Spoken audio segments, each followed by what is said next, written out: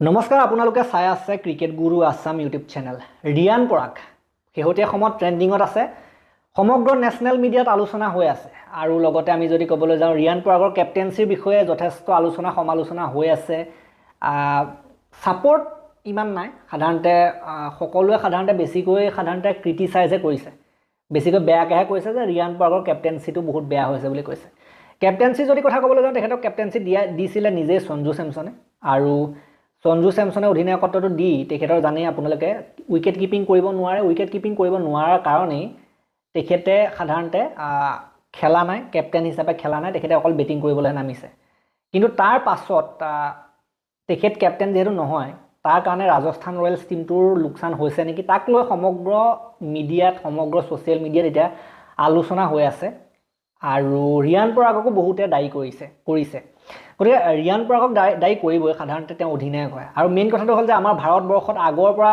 অধিনায়কক দায়ী কৰি ৰখা হৈছে RCB টিমত আপোনালোকে দেখে যে আগতে কোহলিক কেনেকৈ দায়ী কৰে হাৰিলে কোহলিৰ ওপৰত ব্লেমটো দিয়ে আৰু এটা সময়ত ইণ্ডিয়ান টিম হাৰোতেও কোহলিৰ ওপৰত ব্লেমটো দিছিলে ধোনীৰ ওপৰত ব্লেমটো দিছিলে গতিকে কেপ্টেইন হিচাপে ব্লেমটোতো পৰিবই গতিকে তিনিখন মেচৰ কাৰণে কেপ্টেইন হ'ল এতিয়া বহুতে আলোচনা কৰি আছে যে সঞ্জু চেমছনে এইটো এটা ডাঙৰ ভুল কৰিলে নেকি কেপ্টেন্সিটো দিব নালাগিছিলে নেকি ৰিয়ান পৰাগ কেপ্টেন্সিৰ যোগ্য নহয় নেকি তেনেকৈ সাধাৰণতে আলোচনা হৈছে গতিকে কিছুমানে ইমানলৈকে কৈছে যে সঞ্জু চেমছনে কেপ্টেন্সিটো এৰি দিব নালাগিছিলে লাগিলে তেওঁ ফিল্ডিঙে কৰি থাকক উইকেট কিপাৰ হিচাপে নেখেলক উইকেট কিপাৰ হিচাপে ধ্ৰুৱ জুৰেলক খেলাওক সঞ্জু চেমছনে ফিল্ডিং কৰক সাধাৰণতে অলপ ৰিস্ক লৈ পেলাই খেলক তেনেকৈ সাধাৰণতে বহুতে মন্তব্য কৰিছিলে কিন্তু সেইটো NCAৰ ফালৰ পৰা সাধাৰণতে যিহেতু এটা নিৰ্দেশ আছে যে উইকেট কিপিং কৰা বা ফিল্ডিং কৰাৰ ক্ষেত্ৰত সেইটো এটা নিৰ্দেশ আছে কাৰণেতো তেওঁ এনেকুৱা ধৰণে কৰিবলৈ বাধ্য হৈছে ন বাকী যি কি নহওক ৰিয়ান পৰাগক ঘপককৈ কেপ্টেন্সি দি দিয়াটো কিন্তু এটা শ্বকিং নিউজ আছিলে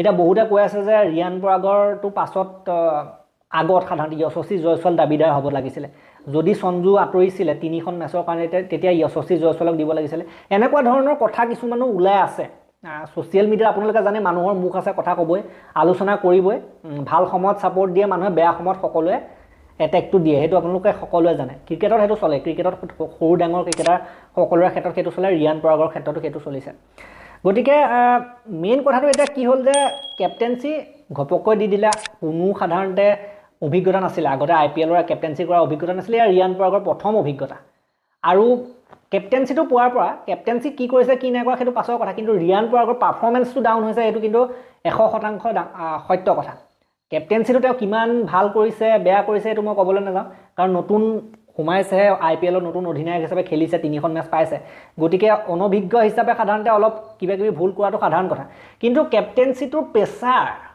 সেইটো দেখিবলৈ পোৱা গৈছে সম্পূৰ্ণৰূপে ৰিয়ান পৰাগৰ ওপৰত আপোনালোকে যদি চাই তেখেতৰ খেল যদি চাই তেখেতৰ ওপৰত যিটো কেপ্টেন্সিৰ প্ৰেছাৰ কেপ্টেন্সিৰ ভাৰ সেইটো কিন্তু দেখিবলৈ পোৱা গৈছে গতিকে সেইটো কাৰণে কেপ্টেইন যেতিয়া হ'বলৈ যায় এজন কেপ্টেইন সাধাৰণতে সেইজনৰ বহুত গুণ থাকিব লাগে গোটেই টিমটোক চম্ভালিব পৰা ক্ষমতা থাকিব লাগে গোটেই টিমটোক চম্ভালাৰ লগতে নিজে প্ৰদৰ্শন কৰাৰো ক্ষমতা থাকিব লাগে সেইটো কিন্তু সাধাৰণতে সঞ্জু চেমছনৰ আছে সেই বস্তুটো এতিয়া সেইটো কাৰণে বহুতে কৈ আছে সঞ্জু চেমছন মিছ কৰি আছে সঞ্জু চেমছন আহিলে সাধাৰণতে যিটো টিমৰ পাৰফৰ্মেন্স সেইটো আৰু ভাল হ'ব বুলি বহুতে বৰ্তমান সময়ত আশা কৰি আছে নিশ্চিতভাৱে হ'বও পাৰে কাৰণ তেওঁ বহুত বছৰ IPLত অধিনায়কত্ব কৰি আছে তেখেতৰ কেপ্টেন্সিটো ইনেও বেলেগ হ'বই সাধাৰণতে পৰিপক্কতা থাকিব তাত ৰিয়ান পৰাগতকৈ যেনেকৈ হ'লেও ওপৰত থাকিবই সেইটো কম্পেয়াৰ কৰি লাভ নাই এতিয়া মেইন কথাটো হ'ল যে মই যিটো ক'লোঁ যে পাৰফৰ্মেন্সত প্ৰভাৱ পৰিছে গতিকে লাষ্ট টাইমৰ কিন্তু ৰিয়ান পৰাগক আমি মিছ কৰিছোঁ লাষ্ট ছিজনটো 2024 চনৰ ৰিয়ান পৰাগে যেনেকৈ আৰম্ভ কৰিছিলে IPLৰ অৰেঞ্জ কেপৰ লিষ্টত নাম আছিলে এতিয়া নাই গতিকে সেইটো বহুত এটা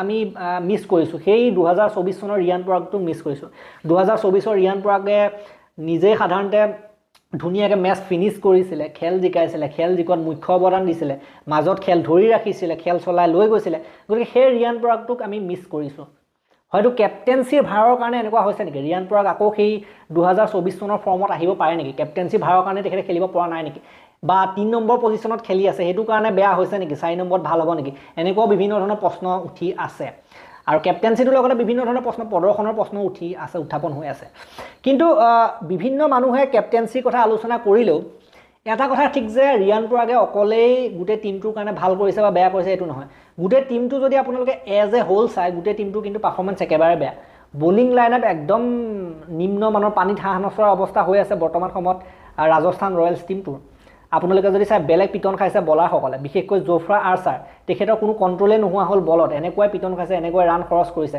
পানীৰ দৰে তেখেতে ৰান খৰচ কৰিছে। গতিকে জফ্ৰা আৰ্চাৰক মই ভাবোঁ অধিনায়ক হিচাপে জফ্ৰা আৰ্চাৰক বেঞ্চত বহুৱাব লাগে, সেইটো খাটাং কথা। নেক্সটখন খেলত কিন্তু চেন্নাইৰ লগত কিন্তু জফ্ৰা আৰ্চাৰক যদি খেলায় আৰু পিটন খাবলগীয়া আছে। গতিকে জফ্ৰা আৰ্চাৰক বিশ্বাস দৰকাৰ আছে।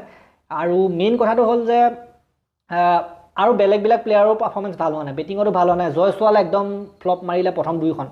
তাৰপৰা যদি আপোনালোকে চাই জুৰেলে বাৰু এখন ভাল খেলিছিলে, চেমছনে এখন ভাল খেলিছিলে। ৰিয়ান পৰাগৰ নিজৰ পাৰফৰ্মেঞ্চ ভাল নহয়। নীতিশ ৰাণে এনেই ফকতীয়া খেলি আছে। বহুতে কৈছে যে যিজন 13 বছৰীয়া ল'ৰা ৰঘুবংশী নে কি আছিলে, সূৰ্যবংশী, তেখেতক খেলাব লাগে, সূৰ্যবংশীক খেলাব লাগে। গতিকে আৰু বৈভৱ সূৰ্যবংশীক খেলাব লাগে। আৰু সেইফালে হেটমায়াৰৰ ফিনিচিংটো ঠিকেই, হেটমায়াৰ মোটামুটি ঠিকেই কৰি আছে, কিন্তু ইমানো বৰ বিশেষ পাৰফৰ্মেঞ্চ হেটমায়াৰৰ পৰা ওলোৱা নাই। আৰু হেটমায়াৰক বেটিং কৰা আছে ক'ত, 8 নম্বৰ পজিশ্যনত বেটিং কৰা আছে। এইটো কিন্তু ভাল ডিচিজন হোৱা নাই। হেটমায়াৰক বহুত পিছত সাধাৰণতে বেটিং কৰিবলৈ পঠিয়াইছে, সেইটো ঠিক হোৱা নাই। ইয়াৰ আগৰখন আমি মেচত দেখিছিলোঁ। বাকী আপোনালোকে যদি চাই বেটিং লাইনআপটো একদম বেয়া হৈ আছে অৱস্থা। বাকী এতিয়া ৰিয়ান পৰাগৰ ওপৰত বহুতে এনেকুৱা ধৰণে আলোচনা কৰিছে, বেয়াকৈ কৈছে, সেইটো বেলেগ কথা। কিন্তু মেইন কথাটো হ'ল যে এতিয়া এজ এ হ'ল গোটেই টিমটো ভাল নহয়, সেইটো ডাঙৰ কথা। আৰু ৰাজস্থান ৰয়েলছৰ টিম মেনেজমেণ্টটোকো মই দোষাৰোপ কৰিম। অকল ৰিয়ান পৰাগক 3খন মেচৰ কাৰণে কেপ্টেঞ্চি দিলে সেই বুলিয়ে সাধাৰণতে ৰিয়ান পৰাগকে সমালোচনা কৰি থকাটো, ক্ৰিটিচাইজ কৰি থকাটো, বেয়াকৈ কৈ থকাটো ভাল কথা নহয়। কাৰণ আপোনালোকে যদি চাই ৰিয়ান পৰাগৰ উপৰিও তাত বহুত মানুহ আছে। ৰাহুল দ্ৰাবিড় প্ৰশিক্ষক, তেখেতে সাধাৰণতে মেইন ডিচিজন কিছুমান লয়। টিম মেনেজমেণ্ট আছে আৰু সেইফালে গোটেই টিম মেনেজমেণ্টে ডিচিজন লয়, ৰাহুল দ্ৰাবিড়ে ডিচিজন লয়। গতিকে ৰিয়ান পৰাগে গোটেই হোল ডিচিজন লৈ থকা নাই। কিছুমানে যি কৈ আছে যে কেপ্টেইন ভাল নহয়, কিবা ভাল নহয়, এইটো এতিয়া মানে আলোচনাটো হ'বই। মই ক'লোৱে যে মানুহেতো আলোচনা কৰিব, সমালোচনা কৰিব, কিন্তু যি হ'লেও ৰিয়ান পৰাগকে আমি গোটেই দুখটো দিব নোৱাৰোঁ। এই ক্ষেত্ৰত আমি গোটেই হোল ব্লেমটো দি দিব নোৱাৰোঁ মানে। গতিকে আমি চাম ৰিয়ান পৰাগটো কেইদিন, 3 দিনৰ আলহী কেপ্টেইন হিচাপে 2খন গ'লে, এখন আছে চেন্নাইৰ বিৰুদ্ধে। গতিকে চেন্নাইৰ বিৰুদ্ধে কি হয় কি নহয় এইটো পাছৰ কথা, কিন্তু চেন্নাইৰ বিৰুদ্ধে তেখেতৰ কেপ্টেইনচিটো শেষ দিন সেইদিনাখন। গতিকে তাৰ পাছত আমি চাম যে এজ এ হ'ল কি কৰে গোটেই টিমটোৱে। চেমছনে যেনিবা অধিনায়ক পালেই, যিমানেই ভাল অধিনায়ক নহওক, গোটেই টিমটোৱে যদি ভাল পাৰফৰ্মেঞ্চ নকৰে তেতিয়া জানো প্ৰগ্ৰেছ কৰিব পাৰিব, জিকিব পাৰিব। গতিকে সেইটো চাবলগীয়া হ'ব। এতিয়া ৰিয়ান পৰাগক ব্লেম দি আছে। গতিকে চেন্নাইৰ খেলৰ পাছত, চেন্নাইৰ খেলখনৰ পাছত মানুহে দেখিব যে আচলতে কাক ব্লেম দিব লাগে, সেইটো বস্তু মানুহে বুজি পাব। সময়ে সকলোবিলাক সাধাৰণতে সন্মুখত লৈ আহিব। গতিকে ৰিয়ান পৰাগক ব্লেম দিয়াটো ময়ো ভাল পোৱা নাই। মই যিখিনি আলোচনা হৈ আছে এইখিনি কথাই এই ভিডিঅ'টোত মই আলোচনা কৰিছোঁ। কেপ্টেঞ্চিৰ ওপৰত বহুত কিবাকিবি কথা কৈ আছে মানুহে, বহুত বেয়াকৈ কৈ আছে। গতিকে সেইবিলাক গাত পাতি লৈ লাভ নাই। ৰিয়ান পৰাগে নিজেও সেইবিলাকত বাহিৰৰ যিটো চিঞৰ বাখৰ, বাহিৰৰ যিটো প্ৰভাৱ, সেইটো মানে নিজৰ গাত লৈ লাভ নাই। নিজৰ খেলত ধ্যান কেন্দ্ৰিত কৰিব লাগে, সেইটোৱে মেইন কথা। বাহিৰততো আলোচনা হৈয়ে থাকিব। এতিয়া ঋষভ পণ্টৰো কেনেকুৱা আলোচনা হৈছে চিন্তা কৰি চাওক। 27 কোটি টকা দি কিনিলে, 27 টকীয়া প্লেয়াৰো নহয়, এনেকুৱা বুলি আলোচনা হৈ আছে। সেইদিনাখন যেনেকুৱা ধৰণৰ পাৰফৰ্মেঞ্চ হ'ল, 0তে গ'ল। তাৰপাছত আপোনালোকে যদি চাই খেলখন জিকাব নোৱাৰিলে, কেপ্টেইন হিচাপে একো কৰিব নোৱাৰিলে, বিশেষ কেপ্টেঞ্চিও ভাল নাছিলে। গতিকে সেইটো কাৰণে আলোচনাটো হ'ব, আলোচনা সমালোচনা ডাঙৰ প্লেয়াৰৰ হয়। গতিকে ৰিয়ান পৰাগৰো হ'ব। সেইটো আমি এজ এ ফেন ৰিয়ান পৰাগৰ আমি সমৰ্থক হিচাপে, ছাপৰ্টাৰ হিচাপে আমিও গাত পাতি লৈ লাভ নাই। এইটো এটা মানে নেচাৰেল বস্তু, এটা সাধাৰণ প্ৰাকৃতিক বস্তু বুলি আমি ল'ব লাগিব।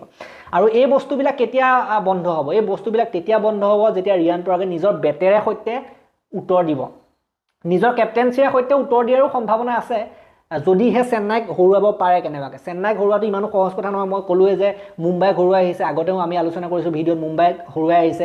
বেলেগ এটা ফৰ্মতে আছে, বেলেগ এটা মানে সাধাৰণতে তেওঁলোকৰ অৰাটোৱে বেলেগ চেন্নাই। গতিকে CSK টিমটো এবাৰ সাধাৰণতে বহুত ডাঙৰ দাবীদাৰ হয়। সেইটো টিম মানে এটা পাৰফেক্ট টিম, পাৰফেক্ট কম্বিনেশ্যন দেখা পাইছোঁ। কিন্তু RR টিমটো কিন্তু কম্বিনেশ্যন বনা নাই, প্লেয়িং 11ৰ কম্বিনেশ্যন বনা নাই। আৰু এটা কথা, মই এইটো কথা ৰিয়ান পৰাগক ব্লেম কৰাটো বাদ দিয়ক, গোটেই RR মেনেজমেণ্টটোক এজ এ হ'ল আপোনালোকে ব্লেম কৰক। আপোনালোকে যদি চাই বাটলাৰক এৰি দিলে, অকশ্যনত বাটলাৰক এৰি দিবলৈ কি দৰকাৰ পৰিছিলে? এজন সাধাৰণতে ইমান ডাঙৰ বিশ্ববিখ্যাত বেটাৰ বাটলাৰ। আগতে যদি চাই ৰাজস্থান ৰয়েলছৰ 24 চনৰ খেলবিলাক চাই, বাটলাৰে অকলে থিয় হৈ থাকে, খেলৰ মাজত অকলে থিয় হৈ গোটেই খেলখন চলাই লৈ যায়। এতিয়া তেনেকুৱা এটা প্লেয়াৰৰ অভাৱ। আপোনালোকে যদিও বা বহুত মানুহ খেল চলোৱা আছে, বহুত ইণ্ডিয়ান প্লেয়াৰ আছে, হেভি এটেক আছে ইণ্ডিয়াৰ, কিন্তু সেই বাটলাৰ এজন বিদেশী প্লেয়াৰ, যি গোটেই খেলটো অকলে দমত সাধাৰণতে মাজত ৰৈ আছিলে, গোটেই খেলখন ফিনিচিং দিয়াত মুখ্য অৱদান দিয়ে, এটা এংকৰৰ ভূমিকা পালন কৰে, গোটেই খেলখন চলায়। সেই বস্তুটো বাটলাৰৰ কিন্তু অনুপস্থিতি অনুভৱ কৰিছে এতিয়া ৰাজস্থান টিমটোৱে। ঠিক একেদৰে ট্ৰেণ্ট বল্টৰ মই কথাটো ক'বলৈ যাম। ট্ৰেণ্ট বল্টক তেওঁলোকে ৰাখিব নোৱাৰিলে, এৰি দিলে, আৰু এতিয়া অৱস্থা চাওক, বলিঙত উইকেট ল'ব নোৱাৰে, প্ৰথম অভাৰত উইকেট লৈ দিব নোৱাৰে। তাৰপাছত চাওক ইউজিত চাহাল, ইজবেন্দ্ৰ চাহালক এৰিবলৈ কোনে কৈছিলে? আৰু লগতে অশ্বিন আছিলে, অশ্বিন বাৰু একো নাই এৰি দিলে, তথাপিতো অশ্বিনক এৰিলেও ইউজিত চাহলক কমচে কম ৰখাব লাগিছিলে। চাহল থকা হ'লে চাহলেও উইকেট ল'লেহেঁতেন, ৰানো নিদিলেহেঁতেন, গতিকে এটা বেলেগ এটা প্ৰভাৱ দেখিবলৈ পোৱা গৈছিলে। গতিকে ৰাজস্থানে কিন্তু এটা জঘন্য ভুল কিছুমান কৰিলে, অকশ্যনৰ টেবুলতে এই ভুলবিলাক হ'ল। গতিকে এতিয়া চিন্তা কৰি লাভ নাই, এতিয়া ৰিয়ান পৰাগকে গোটেই ব্লেমটো দি লাভ নাই। ব্লেম দিবলগীয়া আছে যদি এজ এ হ'ল যিটো ৰাজস্থান ৰয়েলছ টিমৰ মেনেজমেণ্ট, তেওঁলোকক ব্লেম দিয়ক। যিকেইটা মানুহে অকশ্যনৰ টেবুলত বহিছিলে সেইকেইটাক ব্লেম দিয়ক। যিকেইটা মানুহে ৰিটেইন নকৰিলে বাটলাৰক, যিকেইটা মানুহে ৰিটেইন নকৰিলে আপোনাৰ ইউজিত চাহলক, বল্টক, তেওঁলোকক সাধাৰণতে আপোনালোকে ব্লেম দিব পাৰে। গতিকে ৰিয়ান পৰাগে এইটো কেপ্টেঞ্চি ল'লে বুলিয়ে যে হোল ব্লেমটো এতিয়া যেনেকৈ দি আছে গোটেই পৃথিৱীখনে, সেইটো নহয় মানে। গতিকে আমি ছাপোৰ্ট কৰিব লাগে। ৰিয়ান পৰাগ প্ৰথম অভিজ্ঞতা প্ৰাপ্ত কৰিছে, ভৱিষ্যতলৈ আৰু সাধাৰণতে চান্স আছে। এতিয়াতো আৰু ভাল কৰিব, আৰু চান্স আছে, বাউন্স বেক কৰাৰ চান্স আছে। এতিয়া মেইন কথাটো হ'ল যে ৰিয়ান পৰাগে আমি আশা কৰিম যে বেটেৰ সৈতে উত্তৰ দিয়ক, সেইটোৱে। আৰু বেলেগ কথা একো নাই, বেটেৰ সৈতে যদি উত্তৰ দিব পাৰে তেতিয়া সকলো সমালোচনা তল পৰি যাব। জোকৰ মুখত চূণ দিয়া কামটো আগতেও কৰিছে ৰিয়ানে, আকৌ কৰিব, আমাৰ আশা আছে। গতিকে এই ভিডিঅ'টো মই ইমানতে সমাপ্ত কৰি, ভাল লাগিলে যদি লাইক কৰিব, শ্বেয়াৰ কৰিব, চেনেলটোলৈ নতুনকৈ আহিছে যদি ছাবস্ক্ৰাইব কৰি ঘণ্টাটো দবাই থৈ যাবলৈ নাপাহৰিব। তেতিয়ালৈকে আৰু এটা নতুন ভিডিঅ' লৈ প্ৰতিশ্ৰুতি বিদায় মাগিছোঁ। ধন্যবাদ।